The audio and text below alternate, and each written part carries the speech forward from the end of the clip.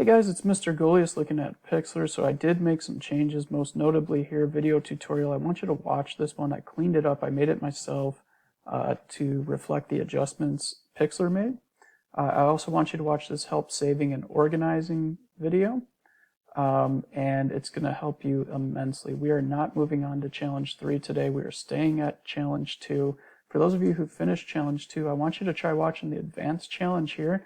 It's you're just adding one shadow, and I think you're going to like it. It's a fun one to do, and it's updated. So at the end of today, you should have your name with zoom name and your shadow, like mine is the Coke shadow, and I walk you through how to do that, and it's going to have a little text at the end of it as well. So that's what you guys are going to want to do for today. We are not moving on to level 3. We're just kind of cleaning up some of the mess.